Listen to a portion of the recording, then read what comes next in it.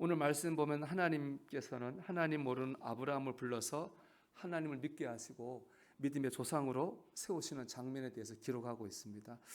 영적으로 보면 저와 여러분 우리 모두는 다 아브라함의 자손입니다. 믿음으로 따지면 아브라함이 원조죠. 식당도 보면 원조 맛있다고 해서 막 매일 원조 검색하잖아요. 또 가보면 다 원조잖아요. 다 원조 이렇게 되어 있는데 우리 신앙으로 따지면은 아브라함이 원조입니다. 그래서 우리가 아브라함이 오늘 한 걸 보면은 신앙생활은 이렇게 되는 거구나, 믿음 생활은 이렇게 되는 거구나라고 하는 것을 알 수 있습니다. 오늘 그 신앙생활이 이렇게 된다고 하는 것을 깨닫게 될 수 있게 되기를 주의 이름으로 축복합니다. 오늘 본문에 보면 첫 번째 특이한 게 있습니다. 하나님께서 아브라함의 과거에 대해서 전혀 언급하지 않았습니다. 어디 살았다든지 뭘 하고 살았다든지 무슨 생각하고 어떻게 살았다든지 거기에 대한 말씀이 전혀 없습니다. 오직 앞으로 하나님 믿음이 이렇게 될 거다라는 미래에 대해서만 하나님이 말씀하고 있습니다. 왜 그럴까요? 하나님은 왜 과거에 관심이 없습니다. 하나님은 저와 여러분의 앞으로 미래에 관심이 있습니다. 하나님의 사역의 초점은요, 미래에 있는 거예요.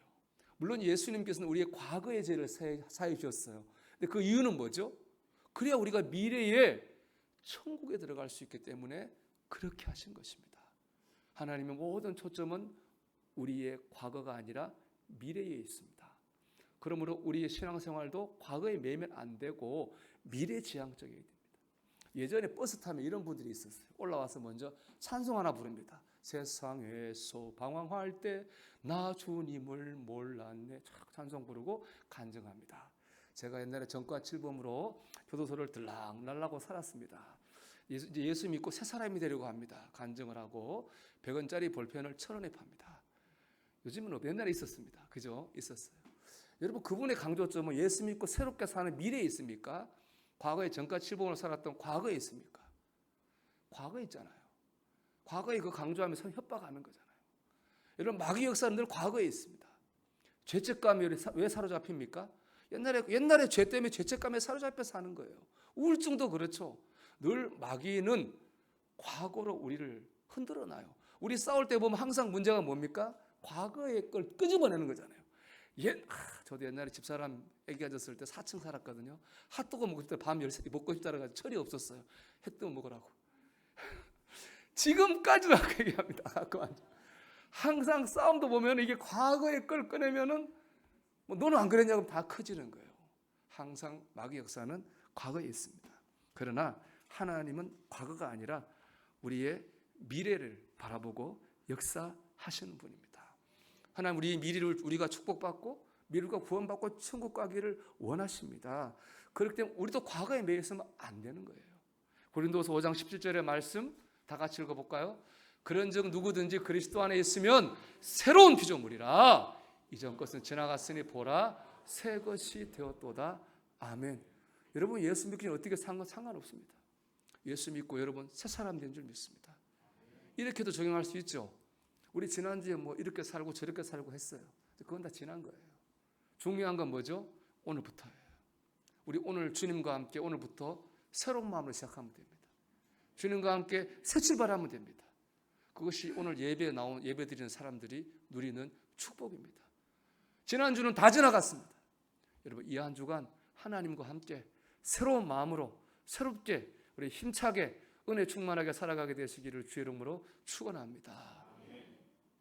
다음으로 아브라함의 믿음은 하나님의 말씀을 따라가는 믿음입니다. 하나님 믿는 아브라함 입장에서 봤을 때, 또 우리 믿는 우리 편에서 봤을 때 가장 중요한 구절은 저는 4절 상반절에 나오는 이 말씀이라고 생각해요.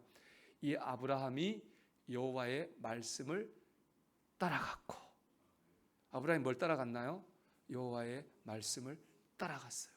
믿음은요, 하나님의 말씀을 따라가는 거예요. 다른 거 따라가는 게 하나님 말씀을 따라가는 거예요.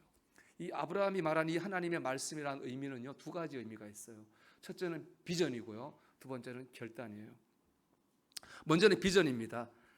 하나님의 말씀을 따라갔다고 하는 건 뭐냐? 하나님 지금 비전을 따라갔다는 거예요. 2절 3절 보면 하나님께서 아브라함 앞으로 이렇게 될 거다 비전 주십니다. 2절 먼저 보면 내가 너로 큰 민족을 이루고, 이 말씀 아브라함이 애를 많이 낳아가지고 대가족 이룬다는 말이 아니에요. 이 말하는 큰 민족은 신앙 공동체를 말하는 겁니다. 믿음의 공동체. 우리 이스라엘 민족이 형성된 계기는 출애굽이거든요. 출애굽하면서 이스라엘 민족이 생겼어요. 근데 출애굽할 때 그 인구 구성을 보면요, 유대인만 있는 게 아니에요. 구스 사람이라고 그러죠. 에디오피아 사람이 지금의 흑인도 있었어요. 이방인도 있었어요. 그 당시 이스라엘 민족은 혈연을 중심으로 혈연 공동체가 아닙니다. 하나님 믿고 예배하는 신앙 공동체고 예배 공동체예요. 즉 하나님께서 아브라함을 통해 큰 민족을 이루신다고 하는 건 뭡니까?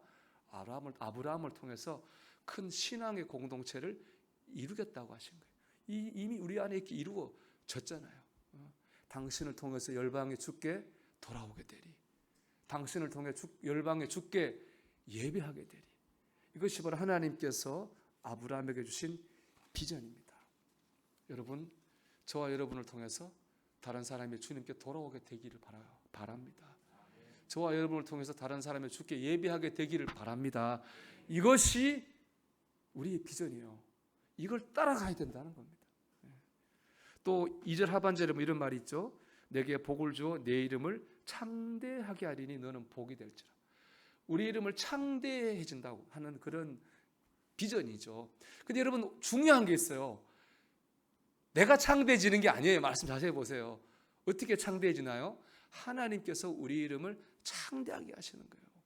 내가 잘 먹고 잘 살아서 나 잘났다고 목에 힘주고 어깨에 힘주고 그거 아니라는 거예요. 하나님께서 우리를 높여주셔서 가정이나 어디에서나 존경받고 인정받는 삶을 살게 해 주신다는 겁니다. 여러분, 이것이 하나님이 우리에게 준 비전이에요. 그렇게 우리가 살아서 다른 사람 구원의 통로, 축복의 통로 되는 거죠. 세상 사람들의 비전은 돈 버는 거죠. 성공하는 겁니다. 그러나 하나님 믿는 저와 여러분에게는 돈 버는 것, 성공하는 것이 이게 비전의 끝이라서는 안 되죠. 우리가 이제 성공을 도구 삼아 영혼을 구원해야 됩니다. 우리 이름을 창대케 하시는 주님의 은혜를 체험해야 됩니다. 저는 여러분이 잘 되길 축복합니다. 그래가지고 여러분 삶을 때 복을 전하기를 축복하는데 이거 있습니다. 여러분, 우리가 돈 좀 못 벌고 성공 못한다 해가지고 전도 못하는 거 아닙니다. 존경 못 받는 거 아닙니다. 인정 못 받는 거 아니에요. 세상의 성공과 영적 성공은 꼭 같이 가는 거 아니라고 하는 것을 분명히 알아야 됩니다. 때로 우리가 부족하고 연약해도 우리는 얼마든지 복음을 전할 수 있어요. 얼마든지 사람들에게 존경받는 삶을 살 수 있습니다. 요즘 이른바 말하는 선한 영향력을 끼칠 수 있어요. 3절에 보면 땅의 모든 족속이 너로 말미암아 복을 얻을 것이라 하신 말씀처럼 내가 좀 어려움이 겪었다 할지라도 충분히 다른 사람들에게 하나님의 복을 주는 축복의 통로가 될 수 있습니다. 우리 잊지 말아야 될 것 같아요. 제가 첫 목회를 강화도에서 했거든요.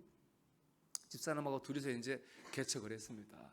첫 교인은 팔다리를 쓰지 못하는 장애인이셨어요. 그분은 3살 때부터 이제 뇌성마비가 생겨서, 그러니까는 못 움직이죠. 공부도 못했죠. 근데 누나 집에 얹혀 살았어요. 제가 가서 이제 전도했는데 그분이 교회 가겠다고 하더라고요. 이제 그분 없고 교회를 왔어요. 첫 교인이고 첫 세례 받았어요. 그분이 이제 그분 나중에 하는 말이 여러 사람이 와서 이제 교회 가자고 그랬는데 그때는 마음이 안 움직였는데 전도사님 저죠 그때 얘기할 때 교회 가고 싶었다고. 그것뿐 모든 일이 다 때가 있습니다. 우리 기도하고 전도하니 낙심할 필요 없어요. 다 때가 있는 거죠. 그래서 그분이 이제 교회를 처음 나왔어요. 말씀드린 그분은 누가 안 도와주면 바깥 출입 자체를 못하는 분이에요. 근데 그분이 전도를 제일 많이 했어요. 그 얹혀 사는 누님 전도했어요. 조카들 전도했어요. 사촌 누나가 권사님인데 방황을 했거든요. 그분을 또 전도했어요. 그래서 그분이 인천에 건물이 있었는데 팔아서 아주 큰 금도 한번 크게 했어요. 여러 진짜 많이 전도했어요. 제가 지금 말씀드렸죠. 그분은 아팠어요. 배우지도 못했어요. 누가 도와주지 않으면 밖을 못 나가요. 근데 하나님께서 그분을 통해 역사하셨어요. 훌륭한 일 아닙니까? 사실 우리가 솔직히 죽을 때까지 전도 한 명 못하고 죽는 교인이 얼마나 많습니까? 거기에 비하면은 정말로 위대한 그리스도는 위대한 삶을 살게 된 거죠. 저는 그분을 통해 깨달았습니다. 하나님은 세상적으로 많이 가진 사람, 많이 배운 사람도 역사하는 분 아닙니다. 그건 철저하게 인간적인 생각입니다. 하나님은 하나님을 사랑하는 사람, 교회를 사랑하는 사람, 비전을 따라 사는 사람, 하나님은 그런 사람을 통해 역사하십니다. 근데 안타깝게 제가 볼 때는 교회 안에 이런 인간적인 생각이 많이 퍼져 있는 것 같아요. 제가 그 설교집 봤더니 어떤 집사님이 목사님한테 그러더래요. 목사님, 저 사람 새로 왔는데 저 사람이 그랜저 교인이라고 그러더라고요. 그랜저 교인이 뭐예요? 그랜저 타는 교인이에요. 그때 그랜저가 제일 좋았잖아요. 아예 돈 많으니까 교회를 많이 할 사람이니까 꼭 붙잡아야 된다고 그런 얘기 했다는 거예요. 그런 거 있습니다, 여러분. 교회에 뭐 그랜저 교인이 어디 그거는 없습니다. 교회는 오직 하나님의 비전을 따라 사는 사람을 통해서 하나님 역사하시고 세우시고 일하신다고 저는 믿습니다. 제가 보면 어느 목사님이 막 차 좋은 거 샀다고 자랑해요, 저한테. 일도 부럽잖아요. 왜냐, 그런 자랑은 사람한테 할 수 있죠. 뭐 할 수 있겠지. 하나님 앞에가 자랑할 수 있겠습니까? 그게 하나님 앞에 자랑할 수 있는 게 뭐겠습니까? 나를 두 사람 구원받았습니다. 나를 두 사람이 신앙이 좋아졌습니다. 그게 여러분 자랑거리 아닌가요? 여러분 저한테 뭐 안 사도 됩니다. 여러분이 예수 잘 믿고 여러분의 그 알을 깨트리고 나와서 그 비전을 따라 사는 훌륭한 사람이 되기를 바랍니다. 그게 여러분한테도 좋고 저한테도 좋은 일입니다. 그 뭐 차 없으면 어떻습니까? 그냥 교회차 타다가 나중 되면 또 우리 다 BMW 타잖아요. 버스, 메트로, 워킹. 뭐 나이 먹으면 다 해야 되잖아요. 의미 없는 일이라고 생각합니다. 의미 없는 일입니다. 중요한 것은 내가 어떻다고 그래가지고 내 역할을 제한하지 마라. 이런 비전이 있으면 하나님이 분명히 우리를 통해 역사하실 줄 믿습니다. 기적의 사명선언문, 그 유명한 책 있죠. 로리 베리 존스가 쓴 책 보면 그분이 그런 얘기했습니다. 이 땅의 기적처럼 위대한 업적을 남긴 사람들에게 예외 없이 공통점이 있다. 그것은 바로 그들 모두에게 비전 선언문이 있었다. 그러니까 사람이 자기가 뭘 위해 살아야 되겠다고 하는 게 분명한 사람이 뭘 해도 하더라는 겁니다. 신앙생활도 마찬가지입니다. 신앙생활도 비전이 분명할 때, 다른 걸 따라가는 게 아니라 하나님의 비전을 따라갈 때 우리 하나님 앞에서 존귀하고 가치 있는 삶을 살게 될 줄 믿습니다. 이 12장은 어떻게 보면 아브라함의 비전 선언문이에요. 난 하나님이 보내신 구원의 통로다. 난 하나님이 보내신 축복의 통로다. 이게 아브라함의 비전 선언이었습니다. 여러분, 이 비전 선언이 저와 여러분의 비전이 되기를 바랍니다. 우리가 가정에 있든 뭐 하든지 간에 나는 하나님이 여기에 보내신 구원의 통로요, 축복의 통로입니다. 이거 붙잡고 산다면 하나님께서 분명히 우리를 통해서 위대한 일을 이루실 줄로 믿습니다. 예전에 제가 제자 훈련 받을 때 그런 말 들었어요. 우리가 제자의 비전을 붙잡고 살면 안 돼요. 제자의 비전은 나를 끌고 가야 됩니다. 맞는 것 같아요. 우리가 비전을 붙잡고 사는 게 아니에요. 비전이 우리를 끌고 가는 삶을 살아야 됩니다. 여러분 그렇게 기도하시기를 주의 이름으로 축원합니다. 두 번째 말씀을 따라갔다고 하는 것은 하나님의 말씀에 따라 살기로 결단했다는 거예요. 1절을 한번 볼까요? 여호와께서 아브라함에게 이르시되 너는 너의 고향과 친척과 아버지의 집을 떠나 내가 내게 보여줄 땅으로 가라. 하나님이 아브라함에게 나타나자 하신 말씀이에요. 하신 말씀인데 여기 나온 동사는 두 가지죠. 떠나라. 두 번째 가라. 하나님 주신 비전을 이루는 삶을 살려면 여러분 떠나야 돼요. 과거의 삶의 방식에서 떠나야 돼요. 하나님 원하시는 삶의 방식으로 가야 돼요. 그래야 하나님 주시는 비전의 삶을 살 수 있는 겁니다. 하나님 믿기 전에 과거의 라이프 스타일, 삶의 방식 가지고는 이 삶을 살 수가 없어요. 그 방식을 버리고 하나님 원하시는 말씀이 원하시는 삶의 방식을 따라 우리의 삶을 바꿔가는 결단, 그게 바로 하나님의 말씀을 따라갔다라는 의미입니다. 아브라함은 그렇게 하나님의 말씀을 따라갔습니다. 여러분 미국의 국민화가 모지스 할머니에 대한 얘기를 들어보신 적이 있습니까? 이분이 75세부터 그림을 그리기 시작했는데요. 미국의 국민화가가 됐습니다. 이분이 101살에 돌아가셨는데 무려 1600점의 그림을 그렸고 88세가 되던 해에는 당대 최고 여성을 선정하는 잡지 마드모아젤 잡지에 올해의 젊은 여성으로 88세 선정이 됐답니다. 93세는 타임지 표지를 장식했고 100번째는 국가에서 날을 정했답니다. 모지스 할머니 생일 축하하는 날. 대통령부터 애들까지 다 그분을 축하했대요. 참 대단한 분이죠. 근데 이분의 삶이 평탄하지 않았습니다.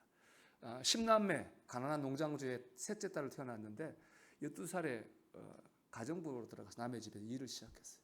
20살에 결혼해서 10남매를 낳았는데 그중에 5명이 죽었어요. 참 어려운 삶을 살았는데 놀라운 건 뭐냐? 이 모든 삶의 과정에 이 모지스라는 분이 늘 긍정적이고 늘 열정적이었다는 거예요. 심지어 5 아이가 죽은 상황에서도 슬퍼하기보다는 이 남은 5명이라도 잘 키우겠네, 정말 열심히 살아야 되겠다 하고 열심히 살았다는 거예요. 그림도 어떻게 그렇게 했느냐? 원래 이분이 자수를 잘했대요. 근데 75세는 눈이 어두워가지고 자수를 못한 거예요.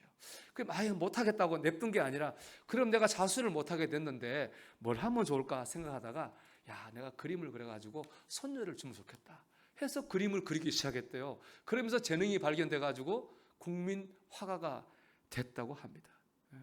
이분이 자서전에 이런 말을 했어요. 결국 삶이란 우리 스스로 만드는 것입니다. 여러분, 그렇죠? 인생에 우연이 없죠.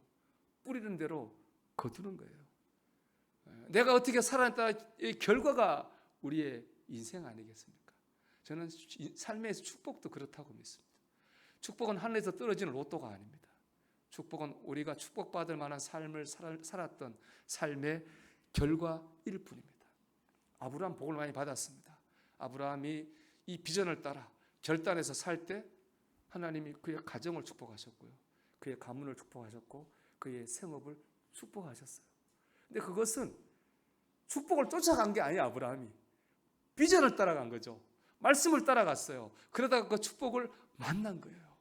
제가 여러분에게 말씀드리는 바로 여기에 있습니다. 여러분, 우리가 하나님 주신 비전을 따라가고 말씀의 결단을 따라 삶의 방식을 바꾸는 결단을 따라갈 때 아브라함이 받았던 복을 우리도 받게 될 줄로 믿습니다. 달라져야 되는 거죠. 특별히 이렇게 저는 좀 권면하고 싶어요. 여러분, 좀 져주는 삶을 사시기 바랍니다. 우리가 이제 이스라엘이라고 우리 하잖아요. 하나님 믿는 민족을. 이스라엘이라고 하는 것은 하나님과 싸워 이겼다, 이런 뜻입니다. 이거는 야곱이, 창세기 보면 야곱이 하나님과 야복 나라에서 씨름하거든요. 야곱이 이겨요. 하나님, 야, 너 하나님 이겼구나. 너 이제 이름을 야곱이라고 안 하고 이스라엘이라 할 거야. 그건 하나님과 겨루어 이겼다는 뜻이란 말이죠.